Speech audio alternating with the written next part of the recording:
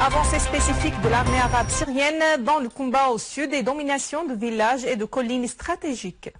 Mesdames et messieurs, bon après-midi et merci d'être avec nous. L'armée arabe syrienne réalise de grands acquis dans le triangle de la banlieue sud d'Al-Qunaitira, la banlieue nord de Daraa et la banlieue sud de Damas. Des unités militaires mènent des combats sur plusieurs fronts et reprennent en contrôle des villages et des collines stratégiques. Cette avancée jalonne une opération militaire vers Enkhel et Jassem, et ensuite vers les villages de Golan à l'ouest jusqu'à la colline stratégique Al-Harra. Face à l'avancée de l'armée arabe syrienne dans la zone sud et sa domination de plusieurs collines stratégiques, les médias israéliens reconnaissent l'effondrement des lignes des terroristes appuyées particulièrement par l'entité sioniste dans cette zone. L'opération militaire d'envergure réalisée par l'armée et les forces armées dans la zone sud a fait tomber le pari de l'occupant israélien sur les terroristes qu'il appuie particulièrement dans cette zone. Des médias israéliens affirment que le danger de cette opération réside dans l'effet domino qu'avaient subi les terroristes. Israël tentait faire de ces terroristes une armée qui acte à sa solde dans la zone de séparation des forces. La chaîne 2 israélienne souligne que l'effondrement des terroristes était la dernière chose à souhaiter par Israël, clarifiant que les terroristes trouvent de grandes difficultés à stopper l'avancée de l'armée syrienne. Les rapports et les analyses affirment que la domination de l'armée syrienne sur les collines situées au point d'intersection des trois gouvernorats Damas, Daraa et Qunaitra permet de couper les chemins de ravitaillement des groupes terroristes depuis l'entité sioniste et la Jordanie. La Jordanie, comme d'autres pays du Golfe, assure au réseau terroriste le soutien logistique, quoiqu'elle prétende lutter contre le terrorisme. Le Conseil de sécurité votera aujourd'hui le projet de résolution russe portant sur l'arrêt du financement des réseaux terroristes dont Daesh, le Front al-Nusra et la criminalisation de toute partie qui achète du pétrole volé par les terroristes. Le texte définitif du projet de résolution a été réparti aux délégations de 15 pays membres du Conseil de sécurité. Les autorités judiciaires allemandes ont débuté la condamnation en justice d'un jeune homme pour son adhésion au réseau terroriste de Daesh en Syrie. Les représentants du parquet général allemand ont indiqué que le terroriste en question était entré en juillet dernier en Syrie depuis la Turquie et a participé au combat aux côtés du réseau terroriste de Daesh, soulignant qu'il était resté en Syrie jusqu'au mois d'août dernier avant son retour en Allemagne. À noter que l'Allemagne avait admis l'adhésion de 550 Allemands au réseau terroristes en Syrie et en Irak.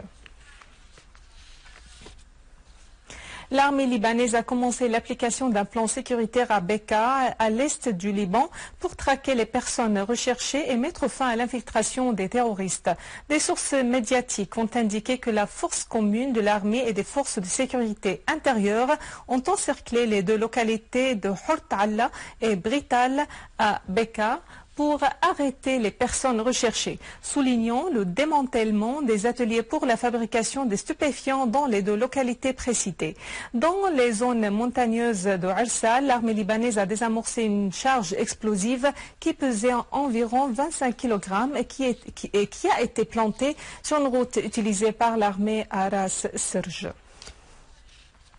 En Irak, l'armée a abattu des dizaines de terroristes de Daesh et détruit leurs véhicules dans la localité d'Al-Baghdadi à l'ouest de Ramadi, dans le gouvernorat d'Al-Anbar. L'armée irakienne a également neutralisé 10 terroristes de Daesh dans une opération de qualité dans la zone d'Al-Harariyat à l'est d'Al-Fallujah. Lors de sommet de Minsk, le président russe Vladimir Poutine a annoncé aux journalistes que le cessez-le-feu entre Kiev et les forces antigouvernementales entrerait en vigueur le 15 février en cours. Le président russe a ajouté que les deux camps s'étaient entendus sur un retrait des armes lourdes de la ligne de front. Poutine a souligné que le problème principal découle du fait que les autorités de Kiev ont du mal à accepter de dialoguer directement avec les autorités des républiques populaires autoproclamées de Donetsk et de Lugansk. L'annonce a été faite après les négociations de longue durée dans la capitale biélorusse entre les dirigeants russes, ukrainiens, français et allemands. L'obtention d'un compromis sur la zone démilitarisée a été le plus grand obstacle dans les négociations. Vladimir Poutine a déclaré que les troupes de Kiev retireraient leurs armes lourdes de la ligne de front actuelle, alors que les forces antigouvernementales ont accepté de retirer les leurs derrière la ligne de démarcation. Voici un rappel des principaux titres. Avancée spécifique de l'armée arabe syrienne dans le combat au sud et domination de villages et de collines stratégiques.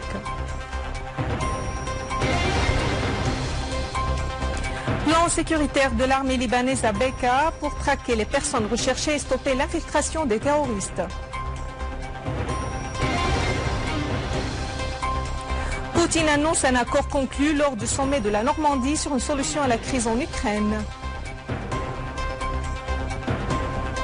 Mesdames et messieurs, c'est la fin de notre édition. Pour la revoir, visitez notre site web syriaonline.sy. Merci à vous, merci à toute l'équipe. Au revoir.